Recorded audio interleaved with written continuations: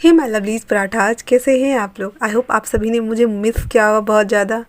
सबसे first of all तो जब मैं रिकॉर्डिंग कर रही थी और मैं रिकॉर्ड करके वापस लौट रही थी get world wide with my Omega, ये वाला मैं रिकॉर्ड कर रही थी, तो मेरे फैमिली वालों ने मुझे आवाज़ लगाई। इस चक्कर में मैं जल्दी से भाग के आई और मेरा फ़ोन सीढ़ी पे गिर गया था।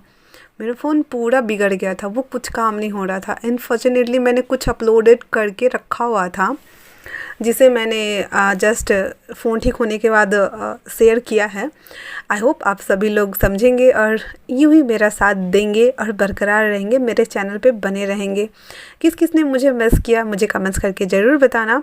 तो जैसा कि लास्ट पार्ट में हम लोगों ने देखा था कि जो वांगजी है उसे पता चल गया था फर्स्ट कि उसे एंटीडोट दिया जा रहा है ताकि उसकी जो इमोशन है विंग के साथ जो कनेक्टेड है, वो दोनों जो एक दूसरे के फीलिंग्स को फील कर पा रहे हैं, उनके अंदर जो इमोशन भरे हुए थे, जो डेवलप होना था, उसे दबाया जा रहा है। इस वजह से उसने जो वेंजिंग थी उसका गला दबाया था और उसे बहुत बुरी तरीके से डांट लगाई थी।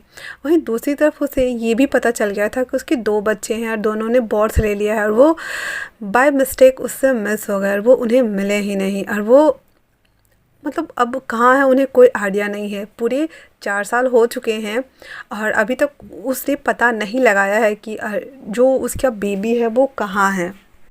उसने अपने सारे आदमियों को काम पे लगा दिया हुआ था ताकि जो विंग है उसका कहीं तो कोई नामो निशान तो मिले, कुछ तो मिले, कहीं तो वो होगा। वहीं विंग पेरिस में ही था बट उस जगह था, वो यूनिवर्सिटी में था। अगर वो टाउन एरिया में रहता या फिर मेन सिटी में रहता तो शायद से अभी तक वांगजी को विंग का अस्तित्व या उसके रहने का नामो निशान कुछ तो मिला होता। बट अभी जो डॉक्टर युआन थे वो अपने उस यूनिवर्सिटी में थे और ख़ासकर वो तो वहाँ के जो फॉरेन डॉक्टर्स थे उनके साथ वो मिल करके अल्फ़ा ओमेगा जीन्स के ऊपर, जो इन लोग बाय डिफ़ॉल्ट कनेक्टेड रहते हैं, जिसके 1 या 2 मेट्स होते हैं, जिनके जीन्स में चेंजेस होती हैं और प्रॉब्लम्स आती हैं, वो उन सभी चीज़ों पे जो था वो लैब रिसर्च का काम करता था। और वो इतने दिनों में उसने नी हुसैन के साथ में अपनी फीलिंग्स डेवलप की हुई थी, तो वो दोनों अब एज़ यूजुअल एक कपल्स की तरह रह रहे थे। वहीं विंग अपने दोनों बेबीज के साथ में वहीं पे उसी अपार्टमेंट में सब एक फैमिली के जैसे रह रहे थे। हालांकि शुरुआती दिनों में विंग थोड़ा सा अपने बेबी के ऊपर ध्यान देता है और वो 1 साल तक अपने दोनों बेबी को बस राइज करता है। हालांकि वो न्यू मिन्जे के और डॉक्टर युआन और नी हुसैन के बोझ तले, यहाँ तक कि जो सीचेन गग्गा है उनके बोझ तले भी वो इतना ज़्यादा दब गया है। उसकी पूरी लाइफ एक डेप्थ के तौर पे हो चुकी है जिसका एहसान वो कभी किसी कीमत पे नहीं भूल सकता है। हर सिचुएशन में इन लोगों ने उनका साथ दिया था। हालांकि ये सभी चीज़ें हुई थी, इसमें कहीं पे भी किसी का भी कोई कसूर नहीं था। कसूर था तो बस समय का। कुछ ऐसा सर्कमस्टेंसेस बना कि विंग को वांगजी के पास ना चाहते हुए भी वो हॉन्टेड वाली नाइट स्पेंड करनी पड़ी और ना चाहते हुए भी वांगजी अपने इमोशन पे काबू न रख सका। उसने विंग को मार्क कर लिया। इसमें गलती कहीं से किसी की ना देखी जाए तो अगर देखा जाए तो हर कोई कसूरवार था, क्योंकि अगर वेंचिंग ये आइडिया नहीं देती तो शायद से ये नहीं होता। बट अगर वेंचिंग ये आइडिया नहीं देती तो वांगजी के लाइफ में कोई पर्सन नहीं आता। फ़ायदा तो ये था पर नुकसान ये था कि उस समय वांगजी अपने आप को हार्म कर लेता, और हार्म करता या फिर खुद को मार ही डालता या कुछ तो करता, क्योंकि उसके जीन्स उसके ऊपर बहुत ज़्यादा हावी हो रहे थे। वो नहीं समझ पा रहा था क्यों, कैसे, किस तरह से उस समय किसी के दिमाग काम नहीं कर रहे थे। हालांकि हर कोई डिनाई कर रहा था, सीचन मना कर रहे थे, उसने विंग से भी मना किया था, लेकिन विंग इस रिस्पॉन्सिबिलिटी को खुद से उठाना चाहता था। वो जानता था कि इसके सर्कमस्टेंसेस बाद में इन फ्यूचर घातक साबित हो सकते हैं और कितने सारे दुख सहने के बाद आज वो अपने दोनों बच्चे के साथ में है और 1 साल तक उन दोनों के साथ वो बहुत अच्छे से उसको राइज करता है। जब 10 दिन बाद फर्स्ट टाइम विंग को होश आया था और वो अपने बेबी को देखने के लिए उसके पास लाने को कहता है नी हुसैन को, तो डॉक्टर युआन एक बेबी को होल्ड किए हुए था जो बेबी गर्ल थी, और नी हुसैन बेबी बॉय को होल्ड किए हुए आता है और कहता है विंग देखो। तो विंग सबसे पहले डॉक्टर इवान के गोद में उस बेबी गर्ल को देखती है, उसे अपने बाहों में होल्ड करता है। एंड देन फिर न्यू हिसेंग उसे दूसरा बेबी देता है जो बेबी बॉय था। दोनों बेबी को अपने बाहों में होल्ड करने के बाद उसकी आंखों में खुशी के आंसू छलक आए थे। इतने बुरे दिन देखने के बावजूद भी उसकी लाइफ इतनी बुरी तरह से रोलर कोस्टर के जैसे उलट पुलट के हो गई थी, उसके बावजूद में उसकी ज़िंदगी में जो इतना बड़ा सुनामी आया था, उस बवंडर से बच के निकलने के बावजूद अभी दो प्यारी प्यारी खुशियाँ उसके बाजुओं में डोल रही थी और वो पीसफुली सो रहा था। न्यू हिसेंग कहता है, गगा, चाइनीज़ जो हमारे मान्यता है उसके अनुसार तो हम आपकी गोद भराई भी नहीं कर पाए, और यहाँ पे ऐसा कुछ है भी नहीं जिससे हम बेबी का रिचुअल्स फॉलो कर सके, पर ये मेरी तरफ से छोटा सा गिफ्ट। और वो एक पाउच देता है जिसके अंदर बहुत सारे पैसे और बेबी के लिए कुछ गिफ्ट्स और खिलौने थे। और वहीं पे डॉक्टर युवान भी बेबी का जितना भी अभी से लेकर के जब तक वो विंग कुछ ना करने लगे उतने तक के कपड़े थे और कुछ कुछ आइटम्स था जो बेबी का ही था, वो सभी चीज़ें था। ये देखकर विंग रोने लगा और रोते हुए बोलता है, मैं कैसे कैसे इन सभी डेब्ट को चुकाऊँगा। मैं कितना बदकिस्मत हूँ ना कि मैं कुछ भी नहीं कर सकता अपनी बेबी के लिए। मैं कितना बुरा फादर हूँ ना। और ये बोल करके वो रो रहा होता। तो डॉक्टर युवान और न्यू हिसेंग दोनों विंग को संभालते हैं और कहते हैं, विंग, ऐसा मत सोचो कि तुम बहुत बुरे फादर हो या कुछ भी, तुम सच में एक स्पेशल ओमेगा केस हो मेरे अपनी अब तक की जर्नी में, इस लाइफ में। और मैंने तुमसे ज़्यादा बहादुर इंसान कहीं नहीं देखा। और दूसरी बात, न्यू हिसेंग तुम्हें अपना गगा मानता है, इसी नाते से तुम मेरे छोटे भाई हुए ना। अब विंग उसे देख रहा है कन्फ्यूज होके, तो न्यू हिसेंग ब्लश कर रहा था, तो वो समझ गया। फिर बोला बाद में, अभी तो सेंटे सीन चल रहा था ना। फिर डॉक्टर इवान कहते हैं, और दूसरी बात, मैं भी तुम्हें अपने फैमिली जैसा मानता हूँ और ये बेबी हमारी फैमिली का हिस्सा है। मैं मानता हूँ कि अभी सब कुछ सेटल होने में थोड़ा सा टाइम लगेगा, थोड़ा सा वेट कर लो, सभी चीज़ें नॉर्मल हो जाएंगी। और जब तक सब कुछ नॉर्मल ना हो जाए, तुम कभी भी ये मत सोचना कि तुम किसी दर्द के तले दबे जा रहे हो, नहीं, बल्कि हम सब कुछ मिलकर सॉर्ट आउट करेंगे एक साथ, एक यूनियन के साथ, एक फैमिली बॉन्ड बना करके। प्रॉमिस करो कि तुम हमेशा ऐसा कुछ नहीं सोचोगे और ऐसा कोई कदम नहीं लोगे जिससे इन फ्यूचर हमारे जितने भी हम लोगों ने अभी तक सब कुछ सह करके झेल करके यहाँ तक जो आए हैं वो सब पानी फिर जाए या बर्बाद हो जाएगी। विंग रोते हुए कहता है, मैं हमेशा याद रखूँगा। थैंक यू सो मच कि मुझे आप लोग जैसे दोस्त मिले हैं। Thank you so much. और इतना बोल करके वो अपने आंसुओं को वाइप करता है। उसके बाद न्यू हिसेंग सबको चीयर अप करते हुए कहता है, ओके, बहुत हो गया रोना धोना, मुझे भी बहुत रोना आ रहा है। देखो ना गगा, बेबी कितनी पीसफुली सो रही है।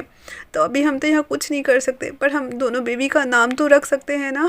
तो मैं कुछ करता हूँ, ठीक है। उसके बाद जल्दी से न्यू हिसेंग बाहर जाता है। बॉड बॉय के हेल्प से उस पूरे रूम को डेकोर किया जाता है। फिर 2 पालना लाया था, उस दोनों पालना में दोनों बेबी को रखा जाता है। 2 नर्सेस आती हैं और दोनों baby boys and baby girls को न्यू क्लोथ वियर कराते हैं और बहुत सारे टॉय उनके आजू बाजू रख दिया जाता है। बहुत सारा पिक्चर्स क्लिक करता है न्यू हिसेंग एक्साइटेड हो करके। और डॉक्टर युवान न्यू हिसेंग को देख करके ब्लश कर रहा था। और यहाँ से डॉक्टर युवान का न्यू हिसेंग के लिए जो प्यार था, जो एक्साइटमेंट था, वो स्टार्ट हुआ था। उसकी इस क्यूटनेट वाली और सिली हरकतें देख करके जो डॉक्टर युवान थे उसके दिल में लड्डू फूट रहे थे और वो मुंह में उंगली रखे और उसे देख करके दांत फाड़ रहा था। और ये विंग देख रहा होता, नोटिस कर रहा था। उसे अच्छा लग रहा था इन दोनों के बीच जो बॉन्ड क्रिएट हो रहा था। वो मिस कर रहा था किसी को, अपने अल्फ़ा को। और वो अपनी आंखों को बंद करते हुए अपने मन में कहता है, वांग जी, क्या कभी हमारे बीच में ऐसे सीन्स आएंगे? क्या कभी तुम मुझे मिस करोगे या कभी फिर तुम मुझे? और इतना बोल करके जो उसकी आंखों में आंसू लबालब भरे हुए थे, वो उन आंसुओं से भरे आंखों को खोलता है एंड देन अपनी बेबी को देखता है और अपने मन में वापस से कहता है, क्या तुम हमारे बच्चों के फादर बनोगे? You become a father my own child, please tell me एक बार। कितना अजीब है ना अल्फ़ा, और वो जब ऐसे बोलता है अल्फा, उस समय दूर चाइना में बैठा वांग जी अपने ऑफिस में जो वर्क कर रहा था, अजीब सा दर्द, अजीब सा एहसास, अजीब सी हवा की जो झोंके होते हैं, वो उससे कह के गए कि कोई तो तुम्हें याद कर रहा है। और वो फाइल पे वैसे ही उसके हाथ रुक गए थे और वो कहता है मीट, माय मीट। और फिर वो अपनी आंखों को बंद कर लेता है और वापस से वो वही सीन सब याद कर रहा था कि किस तरह जब फर्स्ट टाइम विंग उसके सामने आया था और उसे धक्का देके उसने बेड पे बैठा दिया था, और वांग जी उसके जबड़ों को पकड़ते हुए उसकी आंखों में ढूंढ रहा था। वांग जी के अंदर का जो अल्फा था वो ग्रॉल करते हुए उसे कह रहा था मीट, ये तुम्हारा मीट है। और वो उस मोमेंट्स को याद कर रहा था। अभी वापस से वांग जी के आइज़ का कलर चेंज हो गया था। हालांकि अभी हम फ्लैशबैक में जी रहे हैं, तो अभी भी वांग जी को एंटीडोट दिया गया था, लेकिन उसके दिल में अजीब सा कसक, अजीब सी बेचैनी हो रही थी। लेकिन उस एंटीडोट की वजह से वांग जी उस इमोशन से लड़ रहा था, और एक तरफ उसका अल्फा जहाँ उसके ऊपर हावी होने का ट्राई कर रहा था, वहीं वो जो एंटीडोट था वो अपना असर दिखा रही थी और उसे उसके मोशन को रोक रही थी, ट्रैक डाउन कर रही थी। वो जूझ रहा था उन दोनों के बीच में, और वो वापस से अपने हाथ को अपने ही कुर्सी के ऊपर बहुत बुरी तरीके से ग्रैब करता है एंड देन कहता है सट, दिस इज़ बुलशट।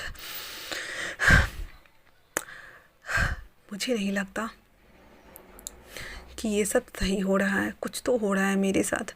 और वो वापस से एक डीप ब्रीथ इनहेल करता है एंड देन खुद को काम डाउन कराता है। वहीं दूसरी तरफ सभी चीज़ें डेकोर हो चुकी थी, और जो नीह संग था उसके बाद वो कहता है गगा अब आप नाम रखिए दोनों बेबीज़ का।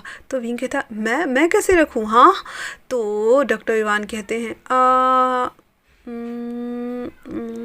क्यों ना हम दोनों के नाम को मिला करके रखें। तो ये सुन कर के विंग और न्यू सांग दोनों थोड़ा सा शांत हो जाते हैं और पूरा माहौल ही शांत हो गया। तो फिर विंग की तरफ डॉक्टर इवान और न्यू सांग की ओर देखते हुए कहता है व्हाट। फिर जब उसे रियलाइज होता है तो वो कहता है आई एम सॉरी। तो विंग कहता है नहीं, मैं चाहता हूँ, प्लीज़ सोचो ऐसा कि हम दोनों के नाम से मिला हुआ हो। तो विंग और वांग जी लास्ट नाम बना करके ईवा, लड़की का नाम वो लोग ईवा रखते हैं, वांग जी का जी, विंग का इंग, निंग जी, लड़का का नाम निंगजी रखते हैं। अब ये दोनों देख करके तो नी संग वापस से रोते हुए कहता हाउ सो क्यूट, हाँ गगा आपने उस शैतान का नाम क्यों लिया? तो विंग कहता है निये, वो उसका फादर है और वो डिज़र्व करता है, और ये बेबी उसके हैं, भले ही वो माने या ना माने मुझे नहीं पता। और यहाँ पे नी है सैंग और डॉक्टर इवान एक दूसरे को घूर कर देख रहे थे, क्योंकि उन दोनों को पता है ना ये शैतान आया हुआ था यहाँ पे अपनी बेबी को देखने के लिए, और कैसे कैसे करके वो वहाँ से उन दोनों को बचा के लाया है ये तो यही लोग जानते हैं, और कितनी मशक्क़त हुई थी। तो नी है सैंग कहता हाँ हाँ उसका फादर, हाँ हाँ फादर कहलाना डिज़र्व करता है, और वो बरबरा के बोल रहा था। तो डॉक्टर इवान कहता है तो कैसा है ईवा और निंग जी?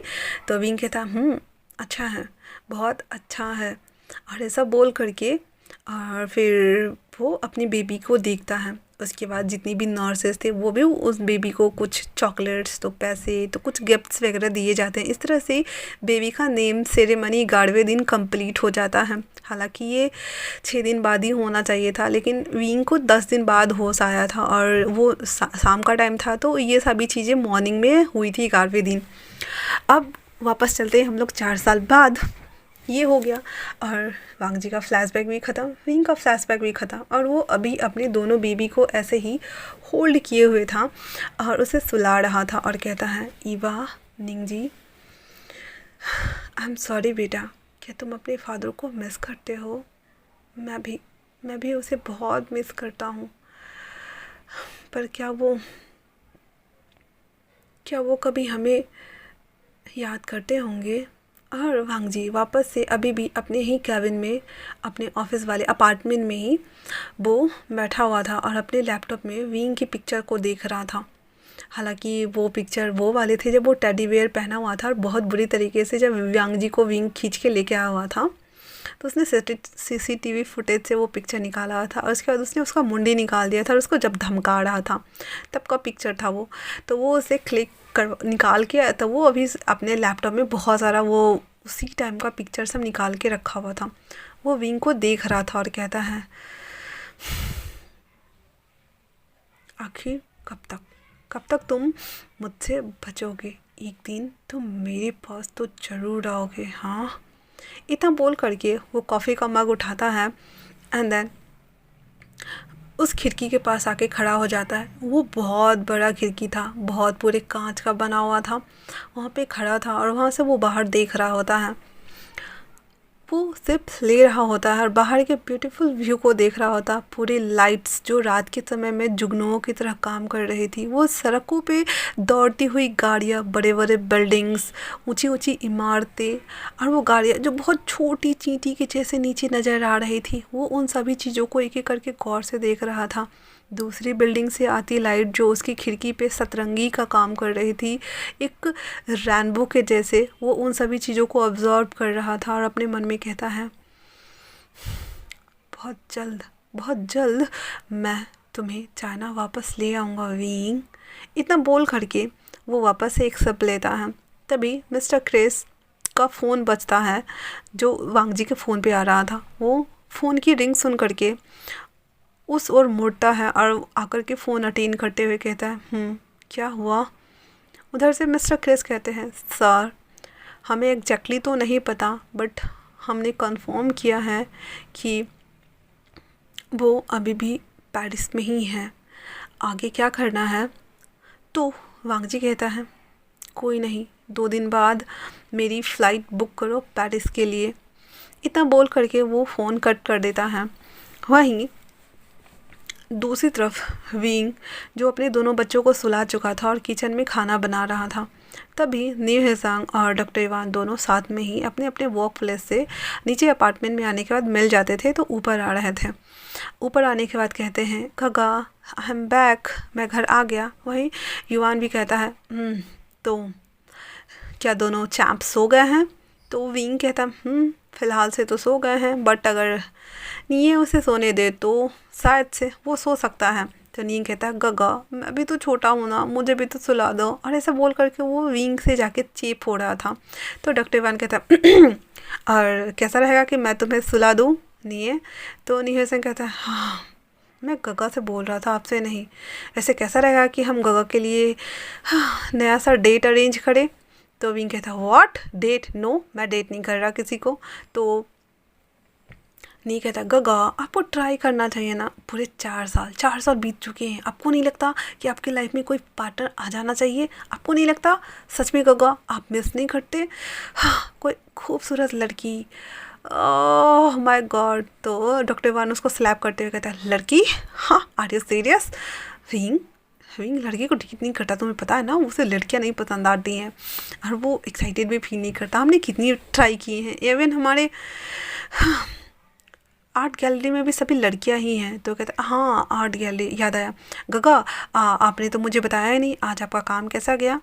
तो मैं वापस से बताती हूँ, 2 साल पहले विंग ने एक आर्ट गैलरी खोला था जहाँ पे वो ओनली फॉर जो क्ले होते हैं ना, क्ले से वो क्ले से और डिफरेंट टाइप के क्ले से एक मूर्ति बनाता था, हाफ कट्स वाली, एक अलग अलग टाइप्स की क्लासिकल मूर्तिज़, या फिर क्ले से जो बहुत सारा सामान जैसे पोट बनाया जाता है, डिफरेंट टाइप्स के प्लेट्स बनाई जाती हैं, हाफ कट वाली मूर्ति स्ट्रक्चर्स बनाया जाता है, किसी आदमी का स्ट्रक्चर्स बनाया जाता है, वो सभी चीज़ें बनाता था। और साथ में मतलब उसको एक आर्ट वर्क वो बनाता ही था, और एक ऐसा कलर्स पेंटिंग जो वो बहुत बड़े बड़े शेप के पेंटिंग से पेंट ब्रश से बनाता था, जिसे वॉल्स पे पेंट किया जाता है ना, उस पेंट ब्रश से वो पेंट करता था। उसने वहाँ पे ऑयल्स पेंटिंग्स और बहुत सारे डिफरेंट टाइप्स के paintings, golden painting, golden ratio paintings वगैरह सीखा हुआ था। तो वो उन सभी चीज़ों के मिला करके उसने एक आर्ट गैलरी खोला था और वो वहाँ पर काम करता था। उसका बिज़नेस बहुत अच्छा खासा जाता था और उसके जितने भी जो आर्ट्स के सामान होते थे वो सेमिनार्स लगते थे और बहुत बड़े बड़े लोग उसे अटेंड करने आते थे, उसका एग्जीबिशन लगता था और वो बेचा करता था। इन 2 सालों में वो पॉपुलर हो गया था और वो अभी तक ज़्यादातर वो ओनली फॉर पेरिस में ही था और किसी के सामने आया ही नहीं था। और विंग अपना ओरिजिनल नाम जो कि उसका वी वूसियान था वो सबको वही बताता था, क्योंकि वो उसका निकनेम था विंग, और वो सबको वी वूसियान ही बोलता था। तो वी वूसियान के नाम से वो पूरे पेरिस में फेमस हो चुका था और बहुत जगह पे उसके आर्ट एग्जीबिशन लगते थे।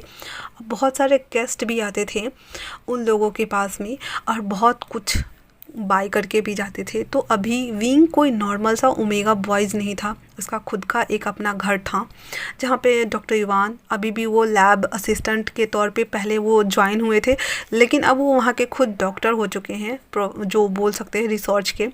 और जो न्यू ज़ैंग था उसके पास कोई डिग्री थी नहीं और वो विंग की तरह आर्ट में भी अच्छा नहीं था। इसी वजह से उसने वहाँ पे पेरिस में ही जहाँ ये लोग रहते थे वहाँ पे उसने अपना 2 बहुत बड़े बड़े एक होटल खोला एंड देन एक क्लब खोला। तो वो ज़्यादातर टाइम अपने क्लब में ही बिताता था और वहाँ पे उसने एक गे क्लब खोला था जहाँ पे बहुत सारे gay only for gays boys and boys hookup करने के लिए और एनी थिंग्स एवरीथिंग्स करने के लिए आते थे। और जो उसका जो होटल था जिसे नीमंजे ने ही उसे प्रोजेक्ट लॉन्च करवाया था और सभी चीज़ें की हुई थी, तो उसे बस वो टेक केयर करता था, बाकी सारे काम तो उसके गगा खुद आके संभाल लेते थे। और अभी फ़िलहाल से वो लोग यहाँ पे है, ये बात किसी को पता नहीं है, सिर्फ़ और सिर्फ यान्नी को पता है और किसी को भी नहीं।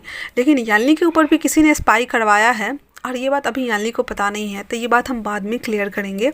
तो यान्नी को पता है कि ऐसे होने वाले थे। वही 2 दिन बाद जो कि वांग जी वापस से पेरिस आने वाला है, तब क्या धमाका होने वाला है। हालांकि यान्नी भी पेरिस आ रही है और वो अपने भाई से मिलने आ रही है, लेकिन वो एक दिन पहले ही आने वाली है और आज वो अपने भाई से मिलने के लिए वापस से आ रही है, क्योंकि उसे भी पता है कि उसका भाई अब कोई नॉर्मल इंसान नहीं है। वो खुद आज एक ऐसी हस्ती है आर्ट के क्षेत्र में जिसे मिलने के लिए लोगों को अपॉइंटमेंट फ़िक्स करनी पड़ती है और वो बहुत रेयर ही मिलते हैं और वो जल्दी से कहीं पे भी नहीं आते हैं। बहुत मिन्नतें करने के बाद भी उस शख्स को चाइना के लिए अपॉइंट किया गया था। तो क्या होगा, क्या चाइना आएगा जान या फिर वांग जी उसके पास जाएगा, देखना इंटरेस्टिंग होगा। तो अब नेक्स्ट पार्ट में देखेंगे। एंड हाँ गाइज़, आप लोग प्लीज़ मुझे सपोर्ट कीजिए, क्योंकि मैंने 2 दिनों तक वीडियो नहीं डाला। इसका ये मतलब नहीं कि आप लोग मेरे चैनल की रीच डाउन करो। प्लीज़ जितनी ज़्यादा हो सके लाइक्स और कमेंट्स करो, ताकि वापस से मैं नए नए वीडियो लेके आओ। और बहुत जल्द मैं फ़र्स्ट मीटिंग तो इन दोनों की करा ही दूँगी। देखना ये रहेगा कि ये कितनी ज़्यादा आप लोग को अच्छा लगता है। अगर आप लोग को अच्छा लगे तो मुझे कमेंट्स करके अप्रिशिएट कर सकते हो। तब तक के लिए थैंक्स फॉर वॉचिंग।